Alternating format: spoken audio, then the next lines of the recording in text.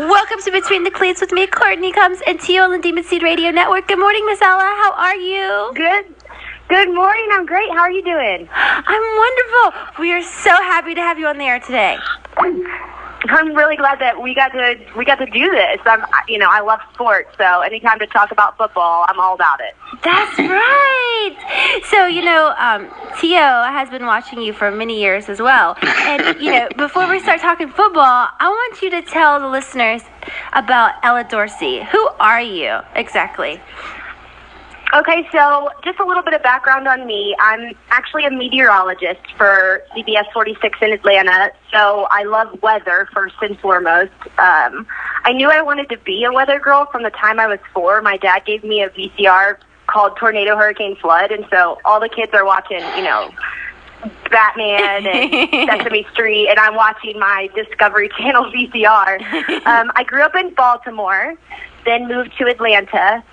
My dad raised me on Ravens football in the Ray Lewis and Ed Reed era back in the early 2000s when, that Ravens defense was just the best, in franchise history. So that's kind of how I became a football fan, is watching Ravens football. Moved to Atlanta. I went to the University of Georgia, so I'm also a Dogs fan. And then I worked in Knoxville, Tennessee, which is East Tennessee, for 2 years. That was my first job out of college, and now I'm back in Atlanta working for CBS 46. So weather and football are my 2 main hobbies. And I'm really competitive, too, so when a girl knows football, it's a really great way to be able to talk to guys as well. And sometimes, you know what I mean? Yeah, sometimes it's intimidating because not all the guys are up to date on the accurate sports, you know what I'm saying, when it comes to you. So how do you handle that, Like if you're dating a guy he's into sports, but he's not really on point with it. Do you feel like... So the last 2 guys I've dated they know football but they're not big fans. Like, they're not really a big fan of a certain team, so they just don't understand when I'm like, the Ravens lose and I'm in my room crying for a couple hours.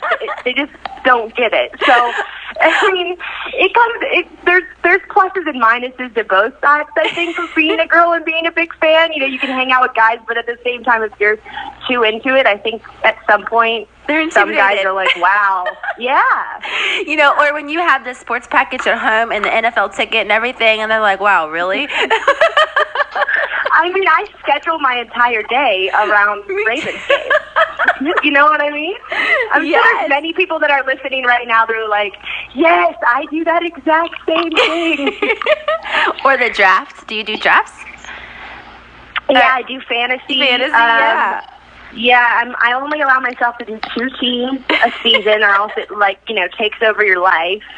I haven't done so well the last couple of years, but I think that the NFL has been a little weird the last few years. It's been kind of going through, I don't know if you would call it tumultuous times or a big turnover, but the teams that used to be really good are not that good anymore, and I feel like players are getting hurt a lot more, and I feel like the game isn't as much fun as it has been in the past. Do you agree?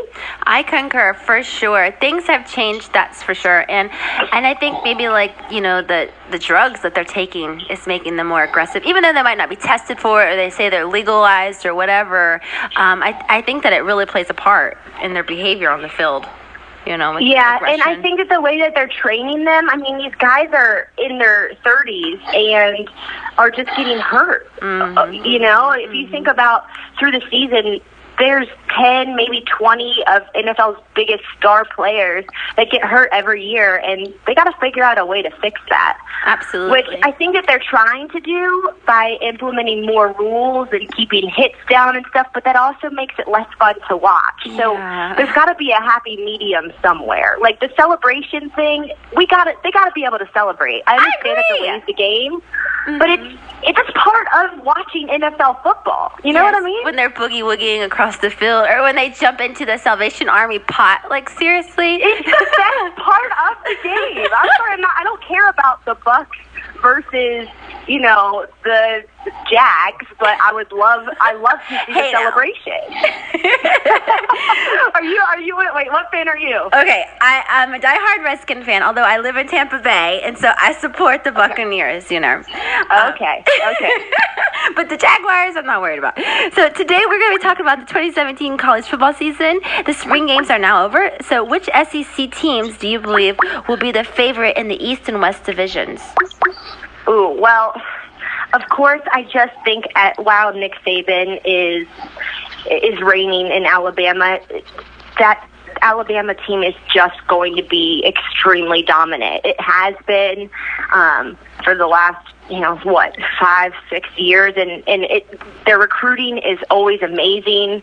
The talent on the team is always amazing. The drive is always amazing. So I think Alabama once again will be dominant in the West, although LSU will probably be really good this year as well. As far as the East goes, there's not nearly as much talent in the East, but there hasn't been for the last couple of years. Last year, Tennessee was supposed to sweep the East, and they kind of fell short. I think that Georgia has a good shot. What? I was going to say Tennessee sucked this year, so last year. So. Yeah, and then they lost Jalen Hurts, they lost Alvin Kamara, they lost Josh Dobbs, and isn't Cam Sutton gone as well? Yes, he is. Yeah, so it's going to be tough for Tennessee to compete this year, although if you look at Florida also lost a lot of their defensive players, and their offense was crap, to be frank, honestly, last year. So I think that the East will go to Georgia just because our defense, I think, will be really, really good this year. We were 16th in the country last year, and we have 10 returning starters. So I do think that will really help us out. Also, Stoney Michel and Nick Chubb, for all of you guys listening, they're both juniors last year, but they could have left. There are star running backs. They both didn't have great seasons last year, and the reason for that, I think, is because our O-line was really, really bad. But they both are coming back this year. So we'll also have a lot of threats on offense. So I think that Georgia has a good shot at it this year, although it's always a toss-up in the East. Any surprise teams or players that will emerge this season? I think South Carolina could be kind of a hidden gem. Will Muschamp is changing things there. They were 6-7 last year, but they beat Tennessee, right? And they beat someone else at the end of the year. They're looking stronger. So I think that South Carolina could be kind of a hidden gem there. And then Vanderbilt also might do a little bit better than they usually do, although I don't think that they're going to have a winning season. Well, which coaches do you think will be in the hot seat? Ooh, well, Butch Jones, I think, is definitely in the hot seat. Tommy, do you want to... I agree. He has so many mantras, and he has so many phrases, and people are just sick to death of him. I mean, he is. Yeah, I think he recruits well, but he can't keep the players there. Right, and that says something about a coach. The fact that these players are declaring early, the fact that these players are leaving. Slipping my mind, who left and went to Baylor? Jalen Hurd. Yeah, so the star players, if they're not staying on a team, that's telling you something.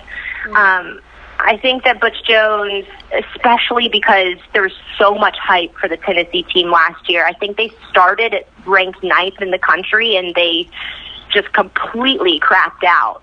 So I do think that he's definitely in the hot seat. As far as Kirby Smart goes, I get a lot of questions about what I think about him. Last year was his first year. He recruited really well, and unlike Butch Jones, we have some really good players coming back that definitely could have gone into the draft. So I think that bodes well for him. We definitely need to have a winning season this season. Last year, the Dogs lost to Tennessee in a heartbreak game. It was a great game, but we also lost big time to Florida. We lost to Vanderbilt, and we lost our last game to Georgia Tech. So we're going to have to come out and win some games this year for Kirby Smart not to be in the hot seat. But what are your